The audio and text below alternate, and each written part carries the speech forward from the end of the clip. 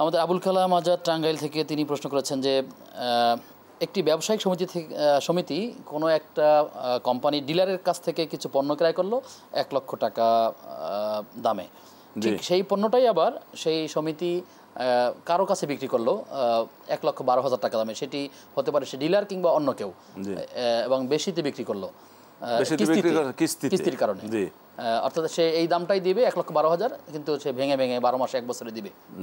এটা বৈধ আছে কিনা, যদি কেউ চায় ওই ডিলারই আবার কিনবে কিস্তিতে, সেটা বৈধ আছে কিনা, বা অন্য কারোর জন্য বৈধ আছে কিনা? অর্থাৎ আপনি যে কেনাবেচাটা করছেন সে কেনাবেচাটা বৈধ এই জন্য যে আপনি 1,00,000 টাকা কিনলেন, কেনার পরে আরেকজনের কাছে বিক্রি করলেন, তিনি আপনাকে 6 মাস বা 1 বছরে পরিশোধ করবেন বাকিতে, কিস্তিতে। আপনি যখন কিস্তিতে বিক্রি করবেন বা কিস্তিতে কিনবেন তখন বস্তুর দাম বাড়বে, বাড়তে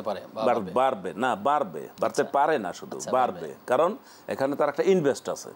আপনি যেমন একটা ফ্রিজ কিনতে গেলেন, এই ফ্রিজ কিনতে গেলে আপনি ফ্রিজটা নগদ কিনলেন 50,000 টাকা, কিন্তু যার কাছে বাকি বিক্রি যে কিনতে গেছে সে বলছে কিন্তু আমি বাকিতে নেব, 6 মাসে টাকা দেব, তার কাছে কিন্তু 60,000 বা আরও বেশি টাকা নিবে, কারণ এখানে তার একটা ইনভেস্ট আছে।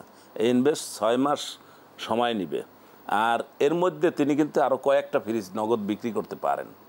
তাহলে আপনি যে কোনো দোকানদারের কাছে সেই হিসাবে এটা বৈধ। আপনি যে কোনো দোকানদারের কাছে যদি আপনি যেমন আলু কিনতে গেলেন, জিজ্ঞাসা করেন আলু কত, সে কিন্তু আপনাকে দাম বলে না, জিজ্ঞাসা করে আপনি কত নেবেন, 1 কেজি নিলে 1 দর, 10 কেজি নিলে আরেক দর। তাহলে এই প্রেক্ষাপটে যে কাজ বলেছেন সেটি আসলে বৈধ। জি।